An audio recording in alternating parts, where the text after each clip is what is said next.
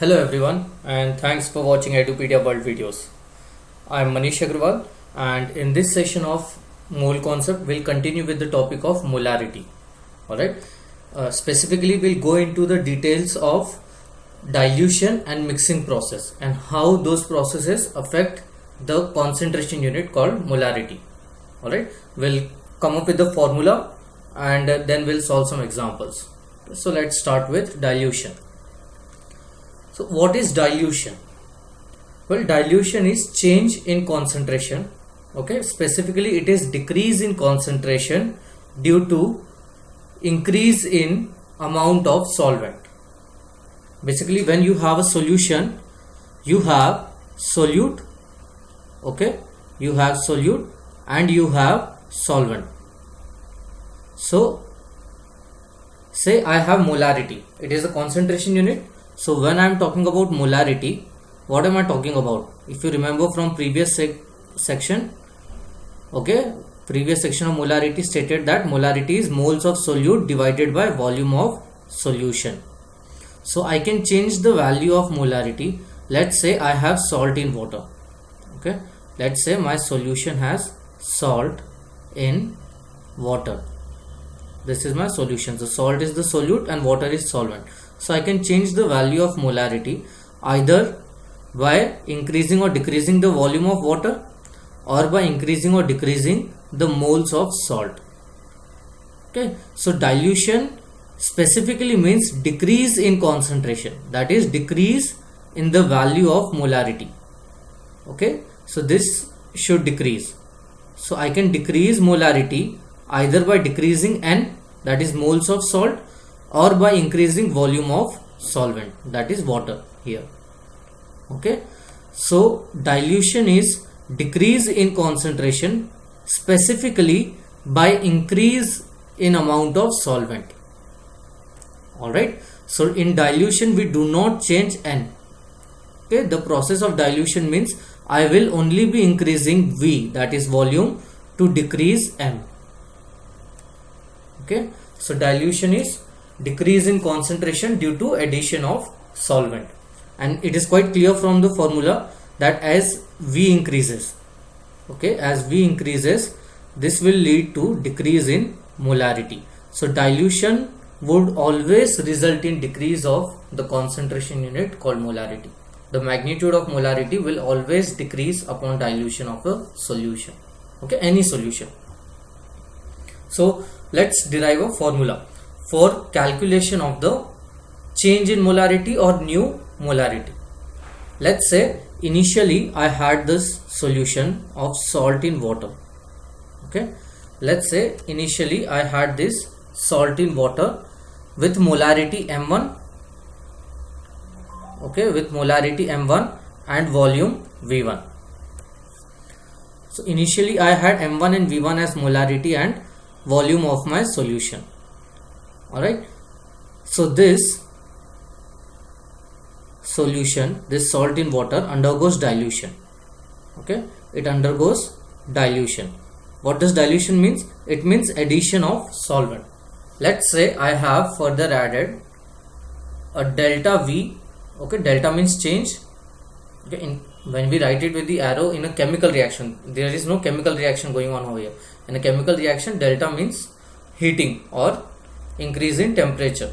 Alright, that is, or decomposition it might refer to. Basically it means heating of the substance, but here we are only taking into account a physical process and in which we are adding solvent. Okay, so delta, this delta here is that referring to small change in anything which you have studied in physics and maths. So delta V.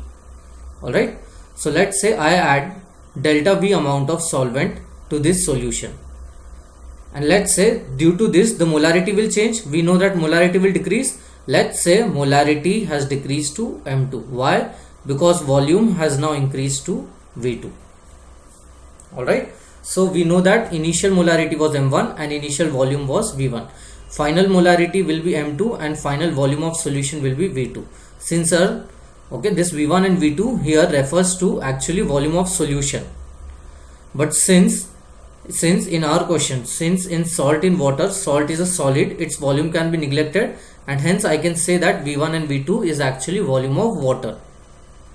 Alright, so basically I know that V2 is nothing but, okay, this implies V2 is nothing but V1 plus delta V. Right, V2 is the final volume, that is initial volume plus the additional volume that I added, additional water that I added to the solution. So this is my final volume. V2 is equal to V1 plus delta V.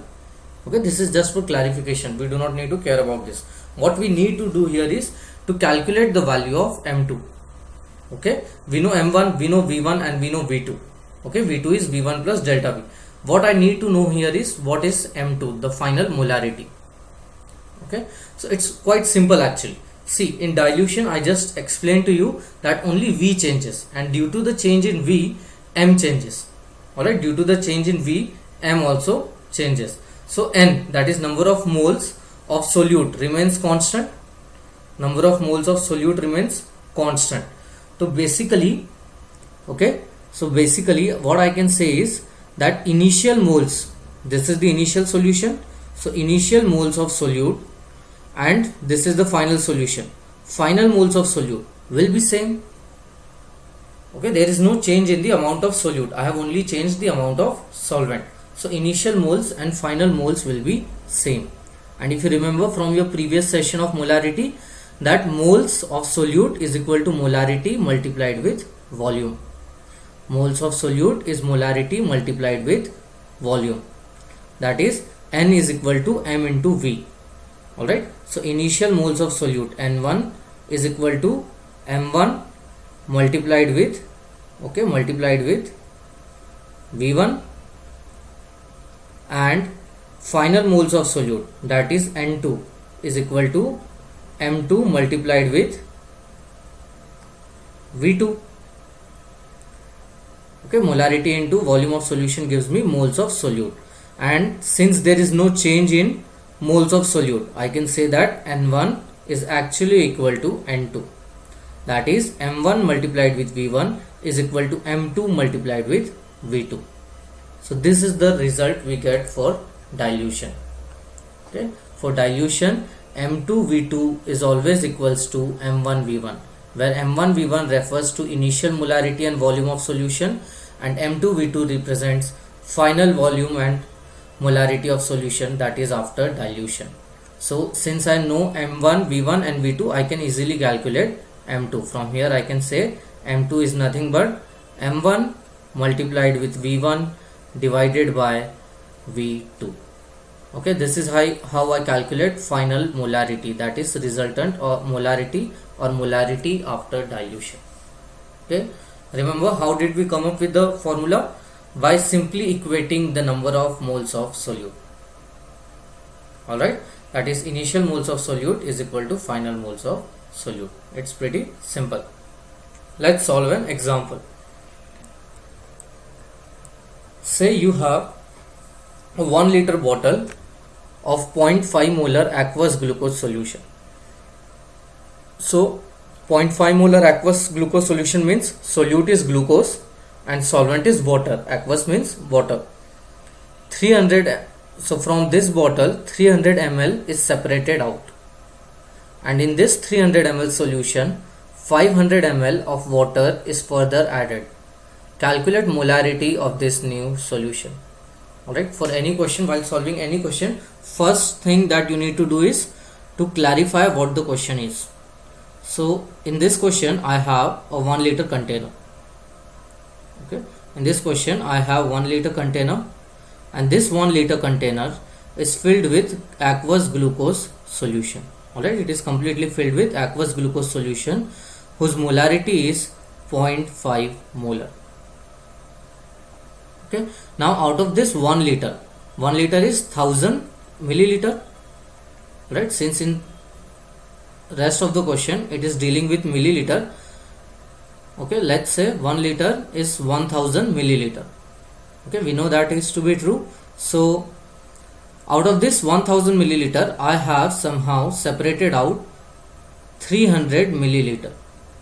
Okay, this 300 ml I have taken in a different container. Okay, this contains 300 ml of the same solution. Okay, I have taken it from the same bottle of 1 liter. So 300 ml, what will be the molarity of this solution? Molarity will be 0.5 molar. Alright, molarity will be same. Why? Because if you remember, we are talking only about homogeneous solution. In homogeneous solution, the concentration units do not change in space. That is, whether I take a solution from this corner, whether I take a solution from this corner or any part of the container, its molarity will always come out to be same. Its concentration unit, any of the concentration unit that we are going to learn, will always remain to be same. Okay, so simply separating out, simply taking the same solution in a different bottle, in a different container, is not going to change the concentration value. Okay, and this is quite important that you realize this. That is why you use, okay, that is why we use concentration units in laboratories. Okay, you will see that in your chemistry lab, your teacher has a big container of, let's say, H2SO4, and from that big container, okay, he or she gives small quantities to each student for experiment. Okay, why? Because she is sure that the H2SO4 that goes to each student will be same. Okay, its volume might vary. Some student might get 100 ml, another student might get 101 ml instead of 100 ml, but molarity or any of the concentration unit of that solution for every student will be same. Why? Because the solution has been taken from the same container. Alright, so concentration unit will not change here.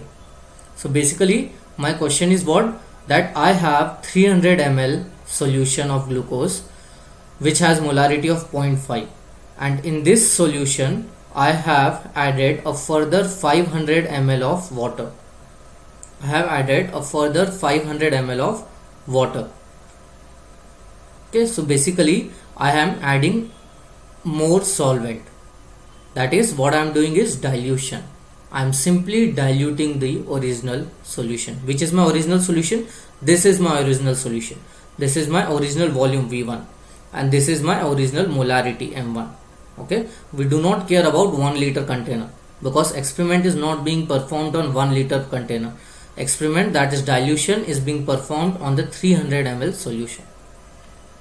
Okay. So to calculate new molarity, that is after dilution, we simply use the formula M2V2 is equal to M1 V1.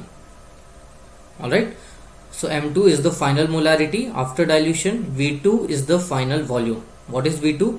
V1 plus delta V. Alright, V1 plus delta V, that is initial volume plus volume added, is equal to M1 V1. What is M1? 0.5 molar. Okay, what is V1? It is 300 milliliter. Alright, so you have to use volume in liter. In molarity, we always use volume in liter. So it is 0.3 liter. Okay, so V1 plus delta V. So this is 0.5 multiplied with 0.3 divided by final volume. What is final volume? V2 is initial volume 0.3 liter plus volume added. Volume added of water is 500 ml, that is 0.5 liter. Okay, 0.5 liter. So what do I get? Okay, 0.15 divided by 0.8. This is the final molarity of my solution. Okay, after addition of 500 ml of water, the container will have a total volume of 0.3 plus 0.5, that is 0.8 liter. Okay, and it will have a molarity of 0.15 divided by 0.8. Okay, so this is your answer. These many moles per liter or this many molar. Okay, so this is my answer, 0.15 divided by 0.8. Okay, you can solve and get the exact value. Simply divide them.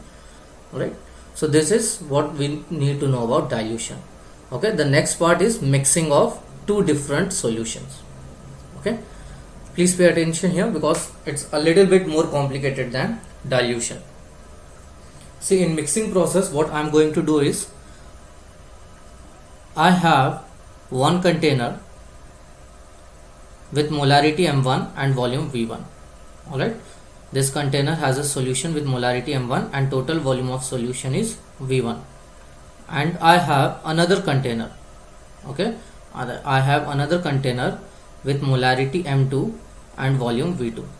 Okay, same solution, both have say solution of salt in water. Okay, both have solution of salt in water, same salt. I am talking about NaCl. All right, in both the cases I am talking about NaCl in water. All right, so I have salt in water in both the cases. What I am doing is, in mixing, I am going to take these solutions completely from these containers and mix them together in a third container. Okay, so what I have done is I have mixed these two solutions together. So now this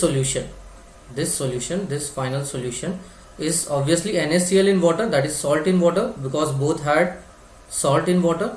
Here M1V1 was a solution, okay, was a solution of NaCl in water, and M2V2 is also a solution of NaCl in water. So this is going to be a solution of NaCl in water, but its molarity M and volume V will change. It will not be equal to M1 or M2 or V1 or V2. Okay, so I have to calculate new values for molarity and volume. So this is what we are going to do here, derive a formula for this. Okay, so let's first calculate the new volume of my solution. Okay.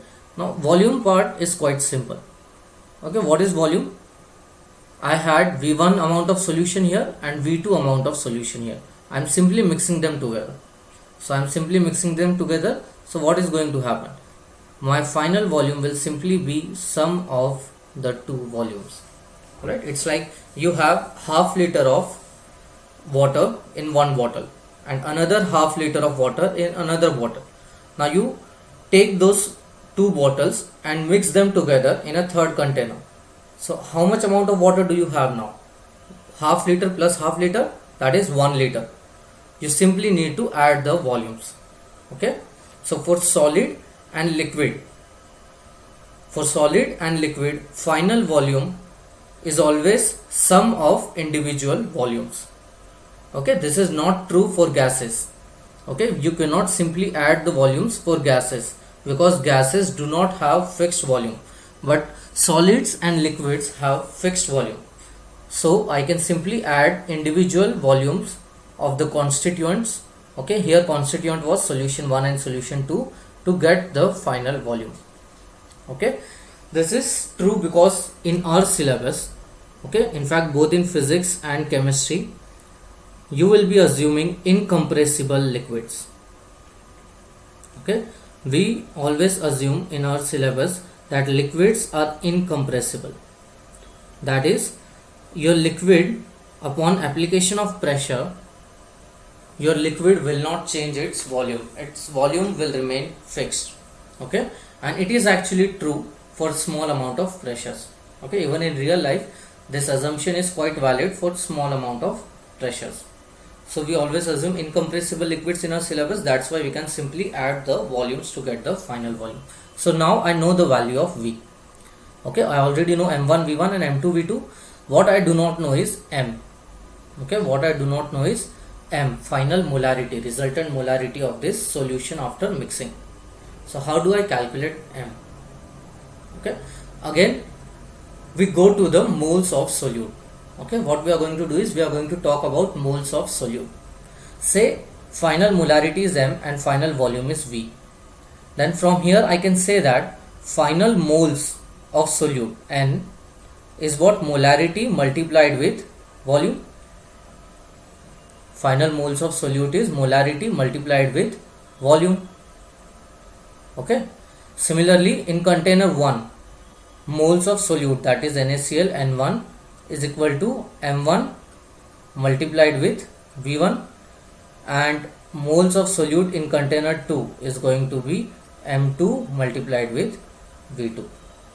Okay, now moles of any quantity, okay, basically moles of any substance, moles of any substance is just a quantity. It just refers to number of those particles, number of particles of that substance. Alright, so moles of NaCl in final container, okay, moles of NaCl in this final container is simply going to be sum of moles in container 1 and 2. What is mole? It is number of NaCl molecules basically. Okay, it is a measure of number of particles. So number of NaCl molecules or number of particles in final container is simply going to be sum of particles in container 1 plus particles in container 2. Alright, basically if I give you 2 erasers, alright, and another teacher gives you 3 erasers, so how many erasers do you actually have? 2 plus 3, 5. In all you will have 5 erasers with you. So similarly, if I give you 2 particles of NaCl, okay, and you buy 3 particles of NaCl from the market, finally you are going to have 5 particles of NaCl with you. That is final moles of solute. Alright, that is final moles of solute N is equal to initial, that is moles of solute N1 plus moles of solute N2. Alright, that is upon mixing I can say that M multiplied with V is equal to M1 V1 plus M2 V2. Alright, that is M is nothing but M1 V1 plus M2 V2 divided by V. And what is V? Final volume of solution, that is V1 plus V2. Alright, so I simply substitute V here as V1 plus V2. And what do I get? Final molarity of my solution. And it will come out to be M1 V1 plus M2 V2 divided by V1 plus V2. Okay, you get the idea? See, basically what I have done is I have simply mixed 2 solutions, okay, 2 solutions together in a common container, okay, and to calculate final molarity, that is in that common container the final molarity of solution will be as derived from this formula.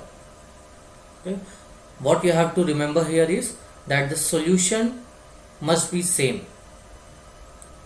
Okay, that is the solute in both the containers that you are mixing, solute 1 and solute 2 must be same. In our case they were both NaCl.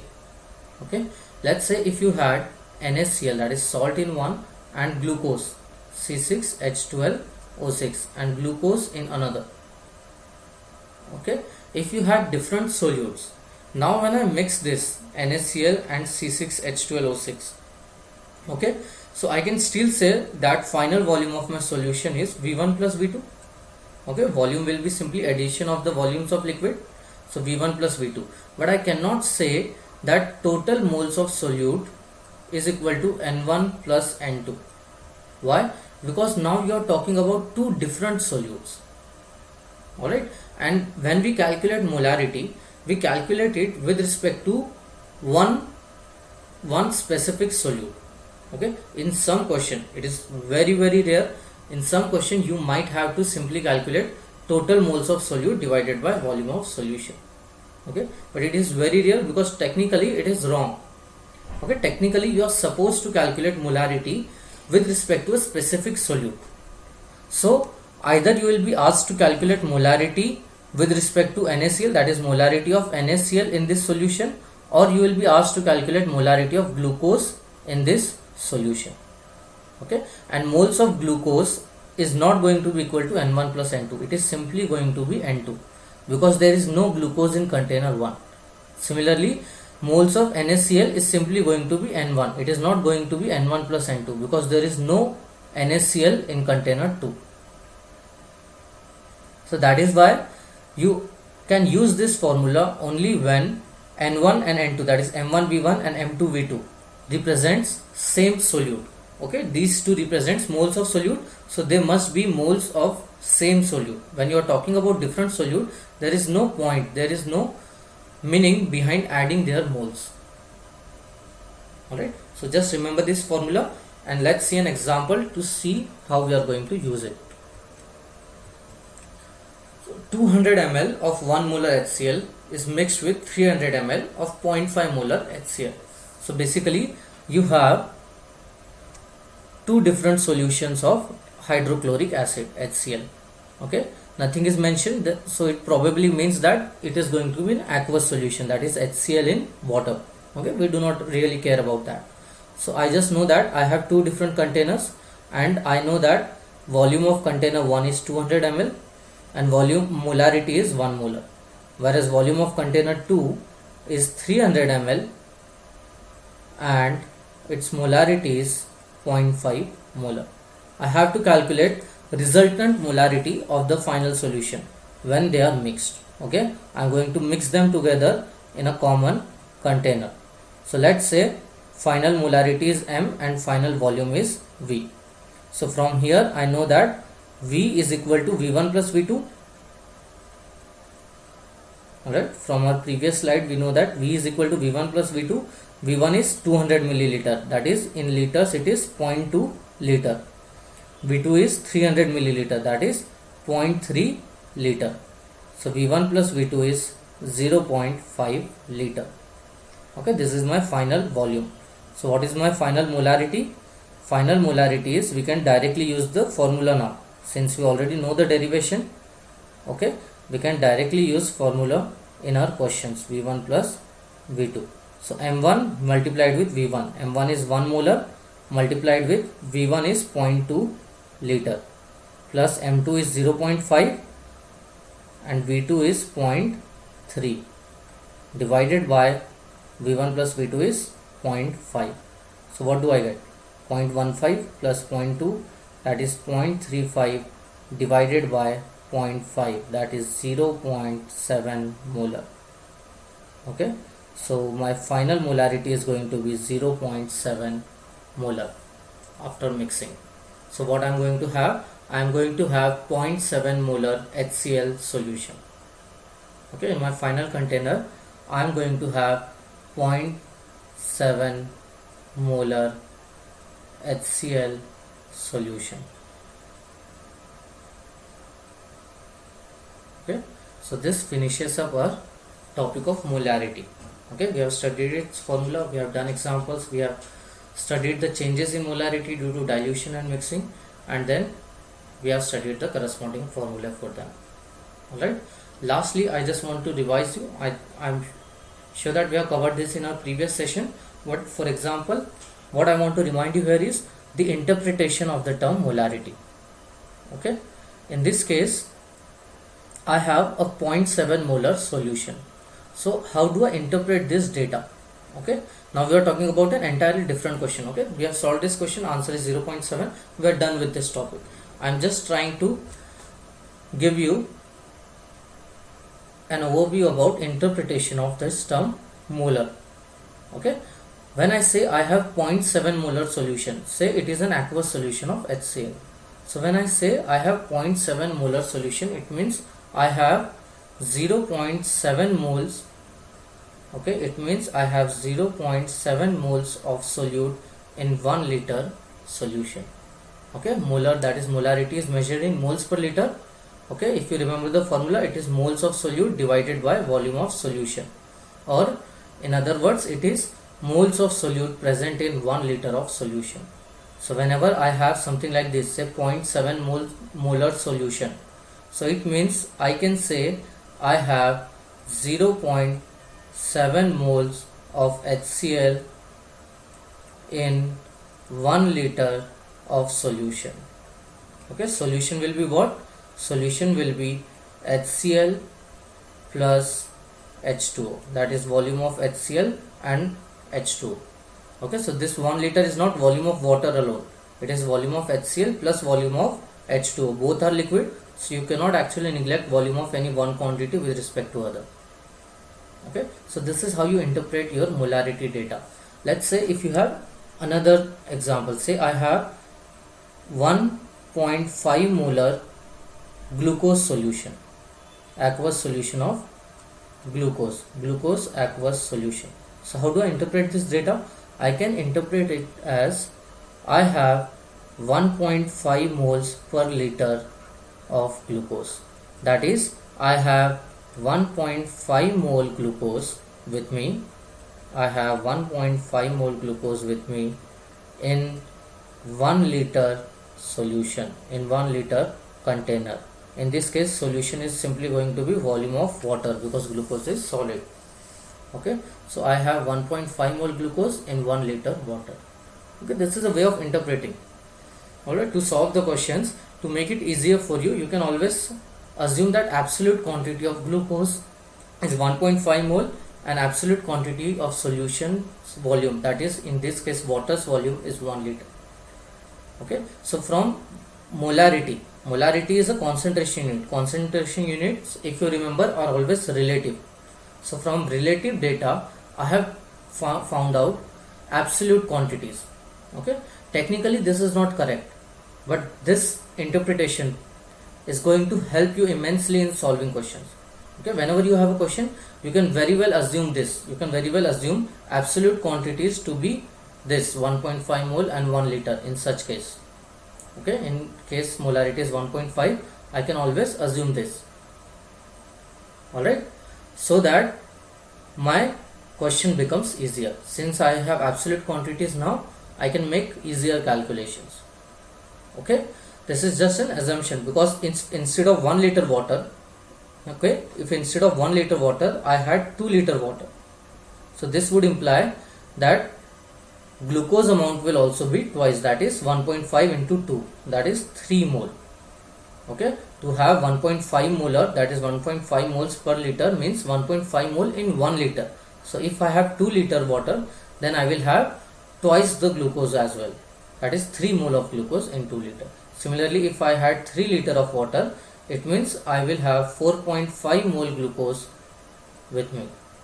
Okay, so this is just an interpretation. You do not know actually how much amount of solution and how much moles of solute do you have, but I can assume them to be these quantities.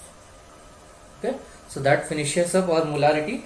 In the next session we'll study next concentration unit. Okay, and in fact for few sessions now we'll be continuing with our concentration units topic. All right, so until then, and once again, thanks for watching Edupedia World videos.